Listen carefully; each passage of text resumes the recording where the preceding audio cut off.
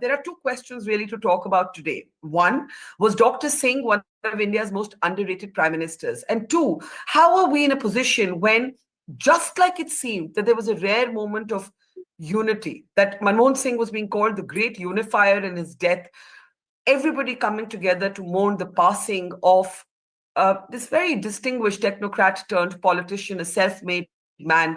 Politics has erupted. Rahul Gandhi has targeted the Modi government over the last rites of Dr. Manmohan Singh.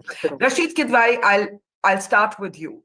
What's actually, before we come to Dr. Manmohan Singh's legacy, could we just mute Dr. Priyam? I'm not able to actually hear anybody else then. Rashid, I'll start with you. Why is Rahul Gandhi, as late as just a couple of hours ago, saying that it's totally insulting the way the Modi government has behaved? The fight was over where the last rites should take place. The Congress felt that it should be at the place where the memorial will be built. The center says the memorial will come up, but a trust is needed. But for Rahul Gandhi to do a kind of frontline attack, this is not some mid-level Congress leader. It's coming right from the top, targeting the Modi government directly. What's actually going on here? So, Barkha, I think Rahul Gandhi has a strong view on this because, Barkha, as we have seen in many contentious political issues, political parties say that they have, they have arrived at some kind of consensus, but when it comes to their own conduct, they always sort of cross the line. For instance, they say that in Parliament several times, whenever there was the 50th year of independence and all, there were resolutions were passed that nobody will go to the well of the house, etc. Similarly, when it comes to having, kind of building memorials and, taking some kind of land, etc., there is a sort of, I think in 2012 or 13, there was some kind of understanding was there that, there will not be any more memorial in the Rajghat area. But extraordinary situations demand, extraordinary action and all. I wish everyone, whoever is in political life, a very, very long life. But then politicians would someday or other, like other mortals, they would die. Now, what happens to them? So there is a kind of Gandhiji has a place in history, and Indira Gandhi, and even for that matter, Sanjay Gandhi, Rajiv Gandhi, Charan Singh, several other are there. What about those who arrived, sort of late in the year 2000 and became big leaders? So I don't want to take names, but so what happens to them? So I think it is something that political parties are not prepared to accept a norm that no more memorials. And I think what Rahul Gandhi is saying is a pointer in that direction, that it would have been befitting for a nation to have some kind of memorial in memory of. But Rashid, the center has very clearly issued a statement saying that this memorial will be set up. And it is clarified this one. Will be is a very different thing. When you see that today there is a sense of grief, sense of loss is there today. It will not be there in, like, say, 6 months or a year after. I mean, it's all there, very well documented. When Rajiv Gandhi died, and died in a very unfortunate and a very tragic circumstances, very young, he was very young. And what happened was then, thousands of, actually trees were cut. There was a whole colony, unauthorized colony that had to be shifted. And who did it? It was Subramanian Swamy who did it, because there was some issue was there relating to where Rajiv Gandhi's last rite to be performed. I remember in Charan Singh's time, there was a big, drama is a very wrong word to use, but now when we look back, it looks like a drama. So it's not a first of its kind. Maybe Dr. Manmohan Singh's family would not have anything to do with it, but political parties have a view and have a sentiment also. And Manmohan Singh was one personality whose sort of support was, there were a lot of Barkha, and millions of people who would not agree with Congress, who may not vote for Congress, but saw a lot of considered Dr. Manmohan Singh as an iconic figure. So they perhaps expected some kind of gesture, some swift, action. Mr. Modi's government is capable of doing all this, but it didn't do. Okay. Sandeep, it's unfortunate that, I was speaking with Neerja Chaudhary, and she's the one who used this phrase that Manmohan Singh has emerged as the great unifier in this moment of his passing. And it seemed that political civility had returned to our public life, at least for a few hours. But here we are, with words like totally insulting. And this is not by Jairam Ramesh or Navjot Singh Sidhu, which is the level at which it was being articulated yesterday. This is being articulated by Rahul Gandhi himself. Now, Prime Minister Modi has led many of the tributes. A state funeral, of course, as is befitting, has been given to Dr. Manmohan Singh. I remember the time when Narendra Modi went and sought Dr. Manmohan Singh's guidance when he first won, in 2014. What do you make of the fact that we're back to the political ugliness? Like, even one day, we haven't been able to see our major political parties agree on how a man should be mourned. But we have tackled in a very short time many issues have come up, and Rashid has put a whole spectrum of them. Now, first of all, without again sounding petty, I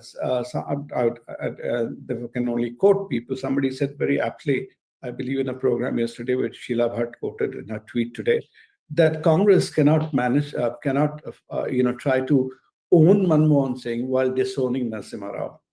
Okay, so it's quite rich of Rahul Gandhi to make this kind of a comment about what kind of treatment or insult, etc., is being meted out to Manmohan Singh, be that as it may. Second point, what Rashid is saying, that if we have to assign places to everybody, in that case, either the government should now take up some place because we are going to have many prime ministers, and you cannot assure that each prime minister is going to last 10 years or 20 years in that tenure, so that is not a question. You could be having many more. So either you create a place like a national Arlington National Cemetery or something where you know that, okay, people find a place there. Otherwise, I think, these are really issues of taking political pot shots. And especially as, the government has clarified the position, and I think it's a very reasonable position there to say that, okay, we have given the full state honors. It's not that, people have ignored like the what you call the 24 Akbar Road gates were closed when Narasimha Rao's cottage was passing. He was not allowed to go in. It was nothing of that kind, which has been done. So this is, I think, trying to make, and Rahul Gandhi himself walking there casually in a t-shirt, whereas as somebody pointed out, he goes for having a cup of tea in Cambridge wearing a bandgala or a bespoke suit somewhere else, and you are talking of respect to Manmohan Singh or not. Now, coming back to where you started, and I have written about this, Manmohan Singh has said that history would be kinder to him. I personally think even by history, the present has been very kind to him. We must make a distinction between, as you also use the word which I use in the obits I wrote, Manmohan Singh is perhaps the first and the only technocrat prime minister which the country has had. And certainly you cannot take away the credit for everything that he has done. Being a prime minister for 10 years, being before that a finance minister, and all the positions, his contribution is immense. But I think we use Manmohan Singh, the credit we try to give him or not take away from him, and use him as a political, I think he becomes a convenient political tool for people to fire from his shoulders or at him to score their individual political points. Manmohan Singh's will be, I can quite relate to him because I am a career professional. He was a career bureaucrat or a technocrat. So, and he has done a great job. It is just like, you have people in the corporate world who do a fantastic job leading a corporation, and they're remembered as one of the greatest CEOs of that organization, etc. But that's very different from what a Dhirubhai Ambani will be remembered for Reliance, or a Ratan Tata would be remembered for. So there is a distinction between a mass leader, a grassroots leader, and somebody who has taken that position in an executive position and done it. Now, I have written without any disrespect to Manmohan Singh. Okay, his contribution as a technocrat, as a CEO, is unquestionable. You can give him a lot of credit. But when you talk of a leader, quote unquote, does he come through? Could he have mobilized, say, the country if there was a Kargil, or whether there was another COVID? Did he have that kind of charisma? You don't have to be charismatic always like Obama or somebody, but did he have that kind of a mass connect? So is that kind of sentiments which we're talking about? We're talking about two parties. Congress is very conveniently now trying to own him and trying to prop him against various other people. With the Okay. same Congress, when you had a person who had a mass following like Narasimha Rao, you just consigned him to the dustbins of history, so to speak. And you're talking about history here.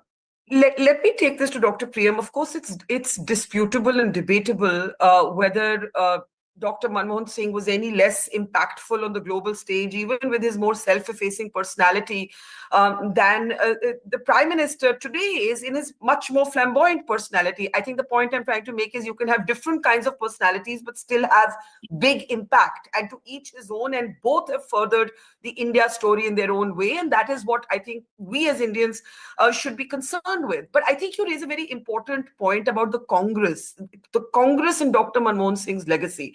And here I want to bring in Dr. Manisha Priyam, because, whether it's a Montek Singh Ahluwalia or others, there is no doubt that when Rahul Gandhi famously tore up an ordinance that was meant to protect Lalu Prasad Yadav, a decision taken at a meeting where Rahul Gandhi's own mother had signed off on that decision. And I remember this so well because it was Dr. Manmohan Singh's last trip to America, last foreign trip. And he did this, Dr. Priyam, while Dr. Manmohan Singh was abroad. It has now been revealed that Rahul Gandhi has subsequently apologized to Dr. Manmohan Singh in private. But critics of the Congress will keep saying the Congress never respected Dr. Manmohan Singh. The Gandhis were the real power behind the throne. That disrespect to Dr. Manmohan Singh didn't just start with the opposition or the media. It started from within the Congress party. How do you look back at this, especially contextualized in today's ugly fight over his last rites?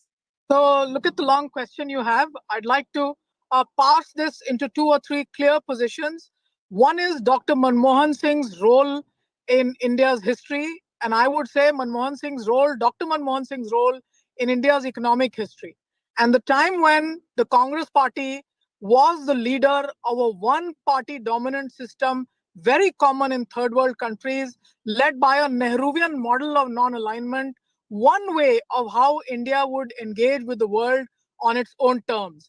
Now look at the fact that under Dr. Manmohan Singh, you make a clear and sharp U-turn. You debunk that. When he does that, by the time the USSR has fallen, there is a Gorbachev who's already done restructuring, perestroika, and openness. We did not lack in openness. Our democracy was and continues to be robust. But what we lacked was really the ambassador model, the fact that nationalization was all along. Now, the fact that Manmohan Singh actually took away the steel type structures of nationalization without ever politically lambasting the Congress or Indira Gandhi or political figure for it.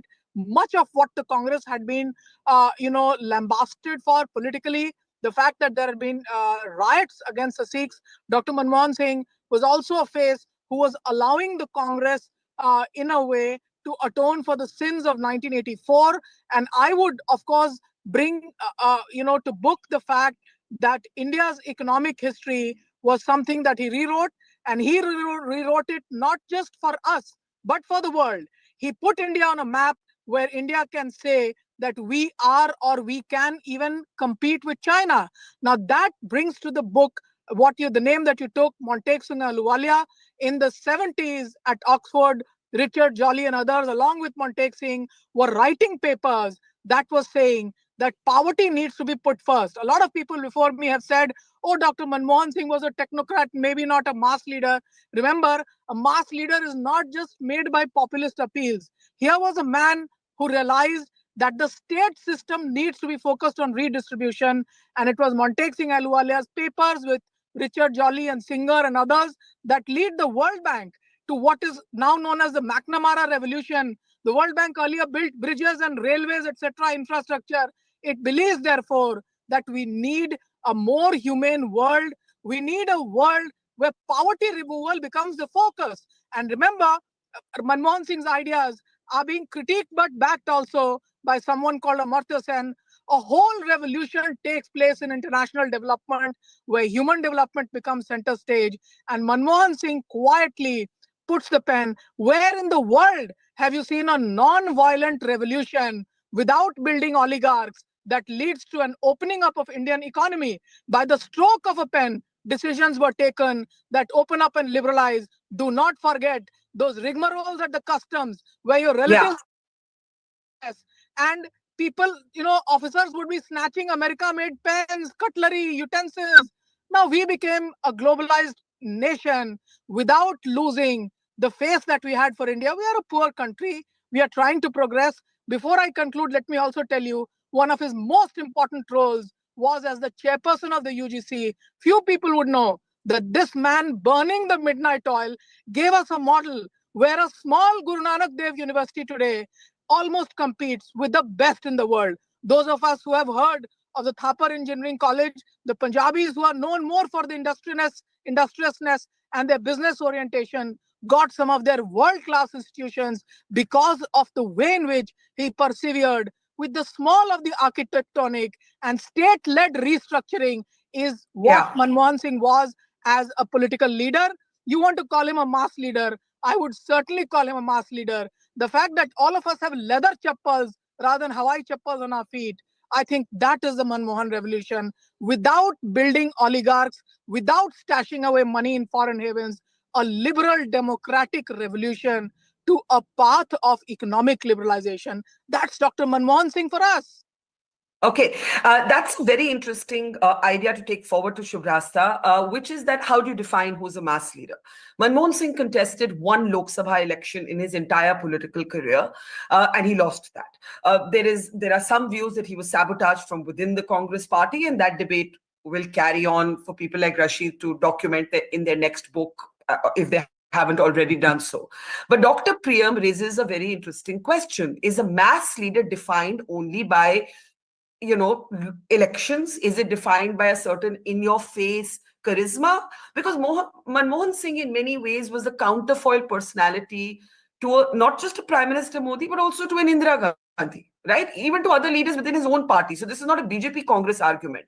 But I think what Dr. Priyam is arguing is that the structural impact that he had on India was that of a mass leader. And that has to be acknowledged. And today the Congress is saying, oh, the BJP has failed to recognize or honor Dr. Singh's moment in history. And Congress critics are saying, but you never did it either. So, Barkha, I rarely disagree with Manisha ji, and I completely agree with her on the larger argument that she's making. But just on the terminology of a mass leader, I disagree with her a bit. Look, one cannot take away the fact that Dr. Manmohan Singh was one of the best economic minds that India has had. And everything that Dr. Manisha talked about, or even when Sandeep ji was talking about, all of those achievements are there for history to judge him. As youngsters, we remember those days also, and I think it's completely undebatable. Let's keep that out of the picture. Now, on the criticism that the BJP continues to sort of embark on the Congress party, and also a section keeps talking about the misses of Dr. Manmohan Singh as well.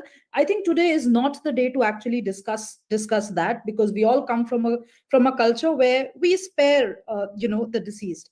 However, if one were to look at his tenure objectively, of course, there were a lot of hits that Manmohan Singh ji gave. And why I disagree with him being a mass leader is because as a mass leader, he was also supposed to address some of the key questions that most of the leaders even today fail to address. For example, Muzaffarnagar riots happened during his time. He was rarely out in the media discussing that. Again, one wouldn't want to go down the route of why Manmohan Singh was, while he was a very quiet and a silent personality, but he did a lot of those things. However, let's be objective and say that there was a Manmohan Singh moment that India had, which was absolutely necessary. Today, there is a Modi moment that India has, which is absolutely necessary too. And why compare the two? At the end of the day, say 50 years down the line, we are going to look back on Manmohan era with a lot of fondness, and same goes for Mr. Modi, because at the end of the day, both of them are working for the nation in their own right. If today we are able to talk about the corporate India with such vigor, it is thanks to Dr. Manmohan Singh. And this has nothing to do with his prime ministership, by the way. This has to do a lot with what he had done in the past as finance minister as well. Definitely, he was an intellectual leader. people like us who would want to see a lot of intellectual blood in politics get really, pumped up with the idea of a lot of Manmohan Singhs in the country rising up to the occasion. So, of course, that is this day is also a day where we should venerate that kind of an intellectual leadership as well. So, just on that point of a mass leadership, yes, he did a lot for the masses. There is there's no doubt about that. Some of the policies that came out of Manmohan Singhji's time are policies that are going to continue with the India story for a really, really long time. But I would hold my thoughts on calling him a mass leader. And Yeah. I would want to submit, Barkha, that not everybody needs to please the masses. Sometimes at testing situations, you need to take decisions which are not palatable to the masses but might benefit the masses in the long run. If we go back to the time when Manmohan Singh was the finance minister, I'm sure the kind of criticism that would have come from within the ranks, not just within the Congress party, but the ideological atmosphere that India has had, would have been humongous.